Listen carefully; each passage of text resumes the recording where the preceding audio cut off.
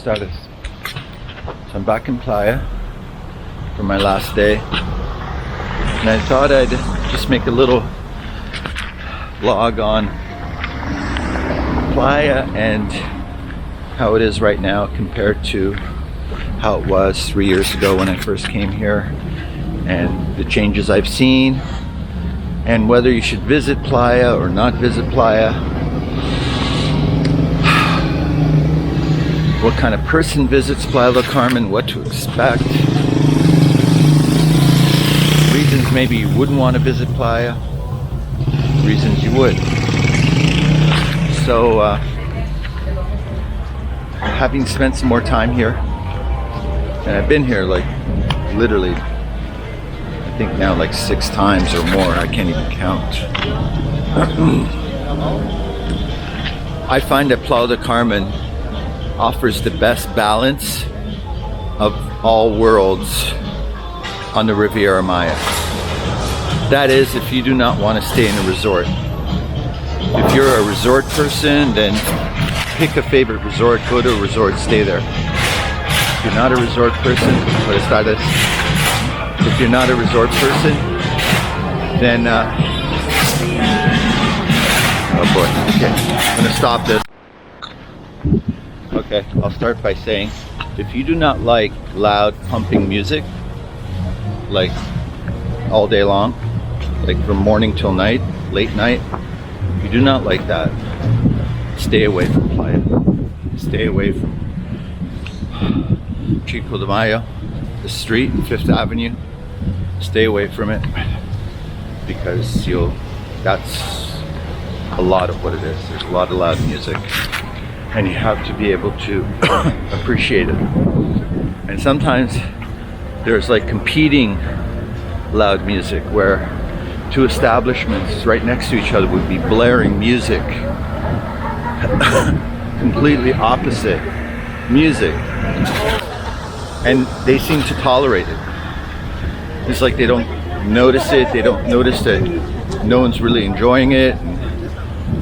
It's just a very bizarre behavior I've noticed here about music. They blast it all the time, and establishments next to each other, restaurants next to each other, be blasting their own music, trying to attract customers, but in reality it just creates a lot of noise. So that would be one reason maybe why you wouldn't want to be here. Okay. Also, for me, it's because I'm vlogging and I don't want YouTube to demonetize me because they hear, some music. So that's another reason I'm walking in this street right now and not in the other streets. So, Playa has not changed much since 3 years ago. It's more or less has stayed the same. What I've noticed is that the restrictions around COVID and other restrictions have completely gone away. I mean, they were never that enforced anyways, but all that's gone. You don't see anybody with masks or anything like that. Restaurants are more or less the same. Business is more or less the same. They haven't really done much to the infrastructure. Infrastructure is mostly the same. Bus stations are the same. Everything's practically the same. So from that point of view, not much has changed. Now let's talk about what kind of person would visit Playa versus not visit Playa. Like I said, if you don't like loud music and a lot of commotion, stay away. Playa is a very vibrant town. There's a lot going on here, and that means music. It means entertainers, hustlers, people on the street asking if you want to buy something, people trying to sell you drugs. It is expensive relative to other places in Mexico. You're going to find the food expensive. The restaurants are going to be more or less expensive. Although you could find cheaper places. If you're willing to walk north of Fifth Avenue, you'll find cheaper places. Just go where the locals go. And you can buy cheap tacos. 20 peso tacos and stuff. You'll find that. It might not be the atmosphere you're after, but it's there. But it's not like a small town pueblo feel. So don't expect cheap anything here. But relative to Tulum, it's cheaper. Tulum is very expensive relative to Playa del Carmen. And I guess Cancun is probably not cheap anyway. So don't expect like coming here and like, oh yeah, we're gonna save money. I mean, my hotel I'm staying at is $59 US. Right now it's low season, and I think it's an excellent value, literally, for that hotel. I'll show you later. The hotel, I stayed there many times before. It's called the Riviera Maya Suites, and again, the convenience, the location, it's very quiet. So if you like going to bed early, if you like sleeping and not, being interrupted by loud music and thumping, then I think that's a great place to go to and stay. My SIM card just filled up, so I'm gonna have to pick up where I left off.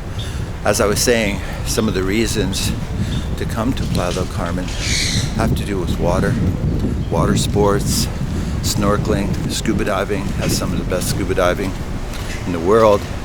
It's relatively inexpensive. The beach, which is I'm going to, it's not blocked off. It's not surrounded by beach clubs like in Tulum. In Tulum, you're surrounded by beach clubs, and makes it very difficult to get to the beach. The parking situation. There's a lot more parking in Playa del Carmen. In Tulum, you have to pay for parking, and it's not cheap. So these are some of the advantages of Playa. And its proximity to the airport. It's only about a little bit of an hour away from the airport. Easy to get to. It's on the main highway.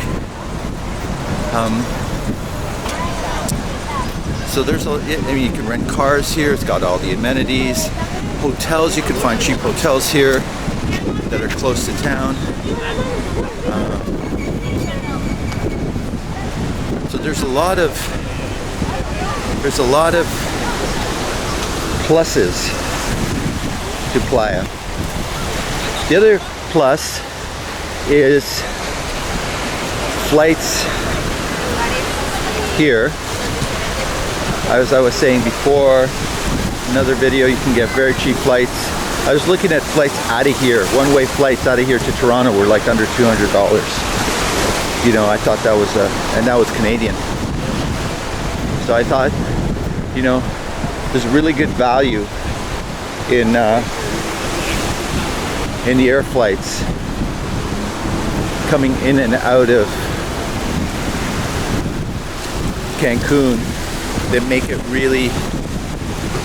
Playa del Carmen a really attractive, quick vacation that you might not get anywhere.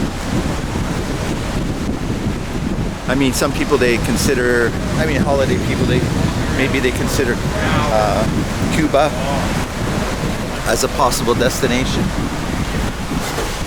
and Dominican Republic, but I think Playa offers more value. Just my opinion. I've been to all those places, and I think all around Playa offers very good value for someone who wants to have a reasonably inexpensive one-week holiday away from home. I mean, you could spend a lot of money here if you want to. I mean, there's like expensive hotels and resorts, restaurants. If you want to spend top dollar, you can do it here, but there's also the opportunity to be here on a budget. So that's good. You can, at least you have a choice. And again, I don't know if I'd recommend the resorts. I find them very limiting, and I think they're good if you're a family and you got kids, and you know, the resorts provide, you know, a bit of safety, and they have a lot of activities for the kids and so forth. But overall, I don't know. I don't think resorts are that interesting. I've been to quite a few of them.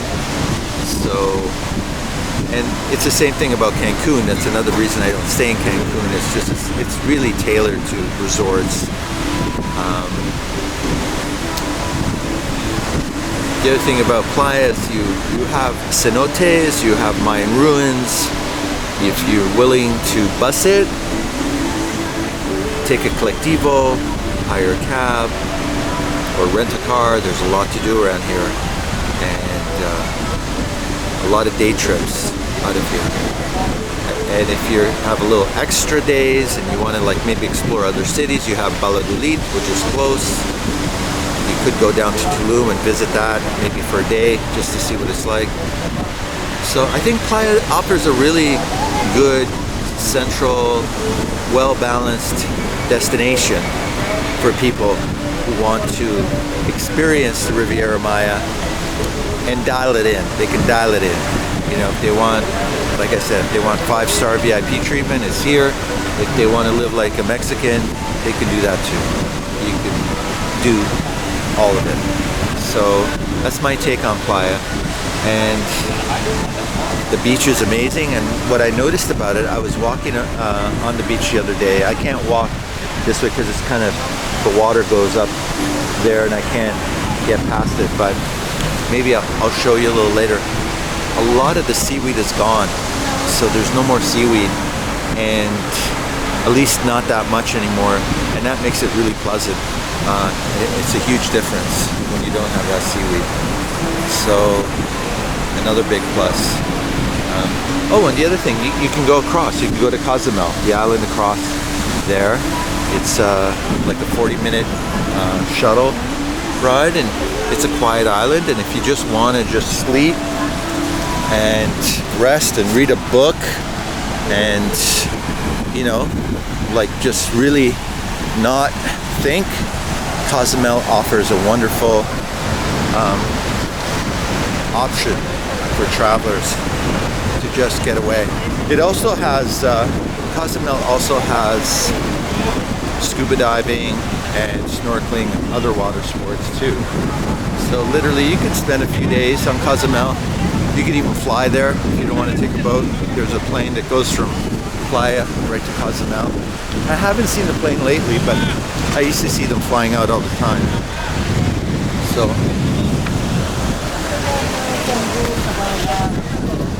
yeah. So yeah, that's my take. You know, I give Playa a big thumbs up. Apart from some of the things that, as I mentioned before, are not as great. You know, like the thumping techno music that goes into the night. Oh, that's the other thing. If you want to get a good night's sleep, you need to stay away from Fifth Avenue.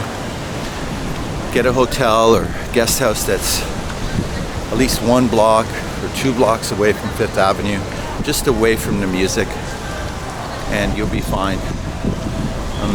And you'll be able to get some quiet, which for some people, especially if you work remotely,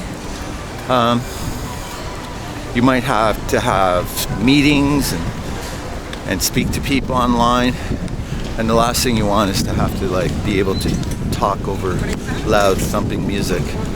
So that's something to consider. And again, the hotels are reasonable.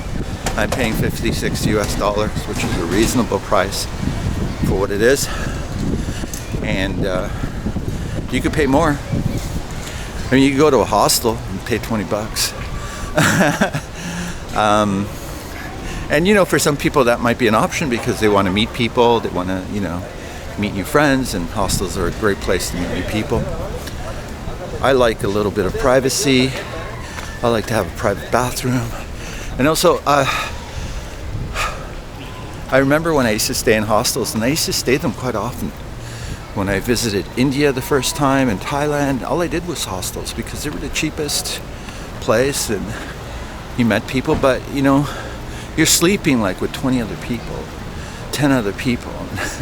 I remember in Mumbai, back then it was called Bombay, back in 96? I've been to India so many times. I think it was 96. I was staying at the Salvation Army, which has bunk beds, dormitories, and it was very cheap. I think I was paying less than $10 a night, and that included breakfast. But the catch was, you're sleeping in a room with about 10 or 12 bunk beds full. Many of the men were Indian, and for some reason they snore, belch, and fart all night. I'm not kidding. I'm not stereotyping. It's just an observation. They snore, belch, fart all night. So if you're a light sleeper, it's not great. Other hostels I've stayed at are fine. I would say with hostels you have to pack accordingly. You know, your backpack and so forth. You've got to be able to have locks. You want to keep it secure. That's really important. So, and make sure they have good Wi-Fi. Wi-Fi is another thing here. It's very spotty. So it's not always guaranteed. So make sure your hotel offers good Wi-Fi. My hotel does. I never have to worry about it. But other places might not. Like I took a bus from Merida to Playa today. It was a platinum bus, included Wi-Fi, but half the trip it didn't work because you're in the middle of a jungle. So even though they offer Wi-Fi, it doesn't mean you're going to get it. So prepare for that, plan for that if you've never been here, if you've never been to Mexico. If you have been to Mexico, you'll know that the Wi-Fi situation is spotty. But if you haven't, just take that into account. So yeah, I'm going to continue on, and I'll catch up with you later.